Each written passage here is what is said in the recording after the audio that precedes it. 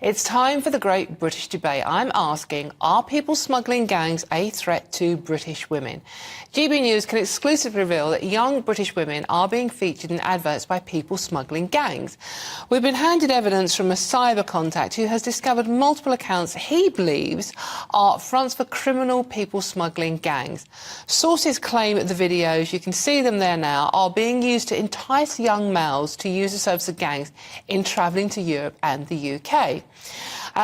Basically, these girls in these videos, young girls out having a good time on a Saturday night, whatever, enjoying themselves, as they should be, are used as bait to lure young men over on those boats. So, for the great British debate, I am asking, are people smuggling gangs a threat to British women? So, let's see what my panel make of this. I'm joined by broadcaster and columnist Lizzie Cundy and former Labour advisor Matthew Laza. Thank you so much for... Look, I'm presenting this. I'm meant to be completely neutral, but I'm sorry, I'm not. I'm just really angry. It's pretty hard to be neutral about it, isn't it? It is. I'm sorry. I watched that video and, you know, hard to believe once upon a time I was a young girl. Not hard to believe at all. Back in 1872. I know. But, I mean, you watch those girls innocently going out, absolutely, that's having the point, a night out, and these girls are being used as literally bait to lure young men. We're not, as I said earlier, we're not saying they're all sex attackers. No. They're obviously not.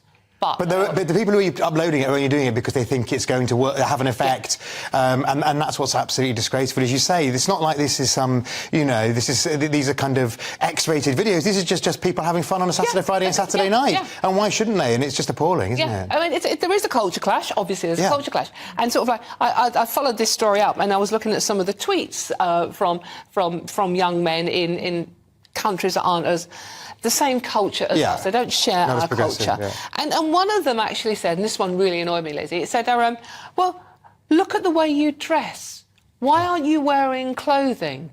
And it's like, hold on a minute. Basically, it's the culture clash is so dangerous. What do you make of it? Well, it's absolutely disturbing. It's distressing. But I mean, it takes this whole crisis, immigration crisis, to a whole different unsavoury level.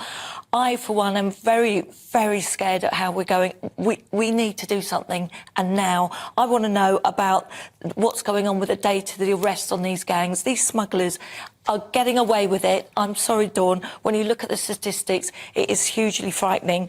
And there's 85% of coming over now via the boats. And Rishi Sunak, sorry, saying I'm going to stop the boats. You have failed like a cheap tent at every attempt.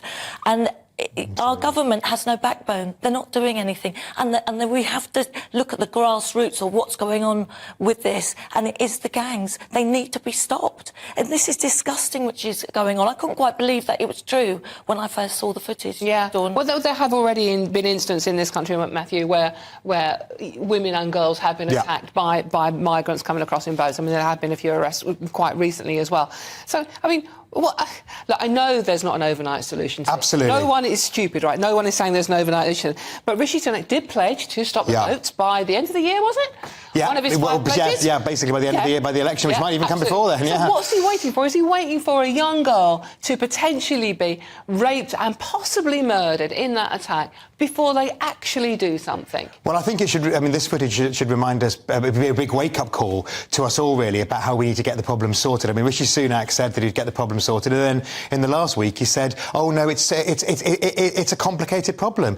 There isn't a solution. So he promised something, and then he's not going to be able to deliver on it. And that's even worse than not delivering on it, but not holding out false hope.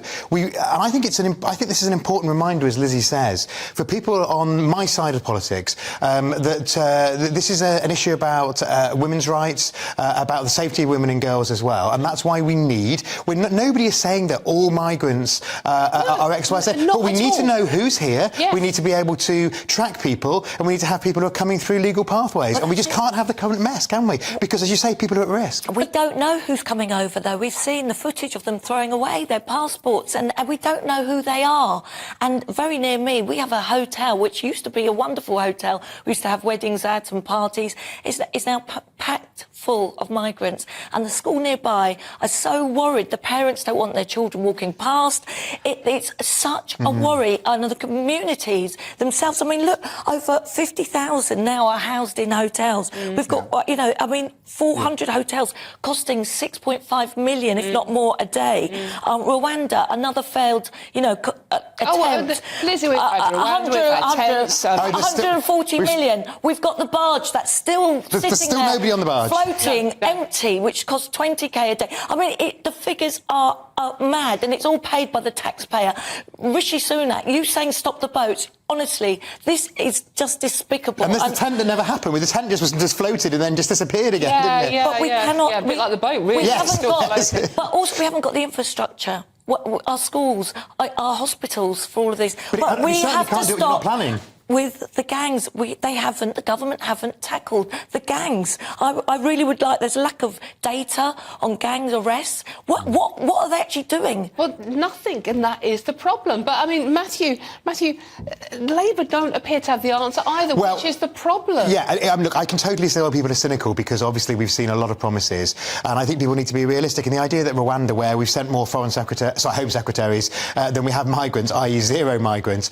So one of Labour's proposals is to take the money that would be spent on Rwanda, and a lot of which has been wasted because it hasn't actually done anything yet, and they've already written cheques to Rwanda, and spend that on a cross-border police unit to try and tackle gangs at source. Now, it's not going to solve the whole problem, but it's one way of trying to get people before they arrive here, because anybody on the left who says this is all about asylum seekers, people who are being tempted by videos of women on a Friday, Saturday night are not here to seek asylum, whatever they say. And it's all over social media, TikTok. Yeah, You've absolutely. got the smugglers actually showing off. Now, surely if they come over on the boats, shouldn't we've been forced to look at their phones, because they must have, contact with these gangs. And they've got very Yes, that's a expensive very phones good most of the point. time. Right, that's a very good point. But And data. Absolutely right. We're running out of time. It's such an important subject. Right, this show is nothing without you and your views. So let's welcome one of our great British voices. This is your opportunity to be on the show and tell us what you really think about the topics we're discussing. This hour we are heading to Kidderminster to speak with regular GB voice John Reed. John, good afternoon to you. Thank you for joining us. What do you make of this video? We're all very angry in the studio here. Dawn, I think you have every right to be angry. I agree with every word you've said and of your panellists. Absolutely right.